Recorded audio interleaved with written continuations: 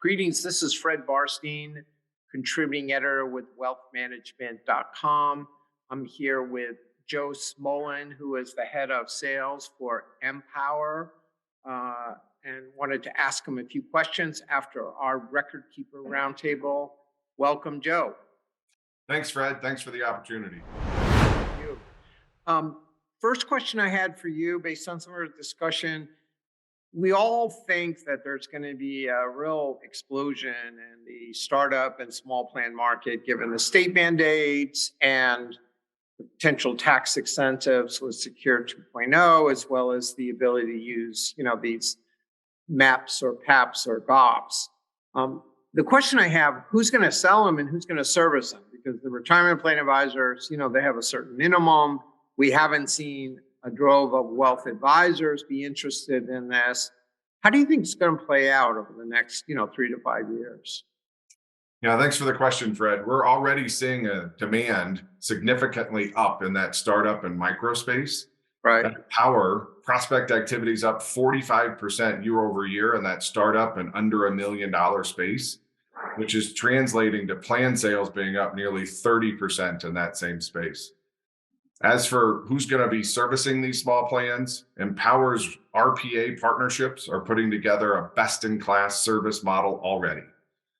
They're comparing and coming to market with PEPs, and we call them national partner offers, and I believe soon to be group of plans, Fred. We have found that partnerships between RPAs, record keepers, and in most instances, a TPA is the best scalable service structure in that startup, micro, and smaller end of the DC space. Are you finding the RPAs interested in, because a lot of the RPAs that I work with, they don't want to do startup or small plans, right? They're doing, 3 million, even, higher. So are you finding the experienced RPAs interested in this market, and why? Yeah, it tends to mostly be in that referenceable space. So where they're getting business referred to them from other distribution sources. Right. Okay. So it is necessary for them to be able to take care of those. And so, yes, we are seeing it, and we're seeing it in volume from those RPA shops. Right. So the benefit and PNC professionals are referring, so they're open to this potential market on that. So of the, we know that, for example, Paychex is doing a lot with PEPs, and, they've taken off, especially in the small market. But of the PEPs and the GOPs and the MEPs, what do you think is going to be the most prevalent long-term in that small to startup market? While PEPs have not taken the marketplace by storm, I do believe that they have and will continue to have a value proposition that will resonate with some plan sponsors, Fred. Full fiduciary outsourcing is appealing, but in most instances comes with increased fees. So there's legislation inside of Secure 2.0 that has me pretty excited about group of plans. Between the tax incentives for new adopters and the elimination of the audit requirement, I think group of plans should be more cost competitive while still being scalable. That makes for an appealing structure for both plan sponsors and their advisors. So I think it's group of plans. And they only have, is that one 5,500, or does every plan have to do their own? No, correct. It would be a scalable 5,500. And I think the road barrier has been the audit requirement. Right. Where that is being proposed to be removed.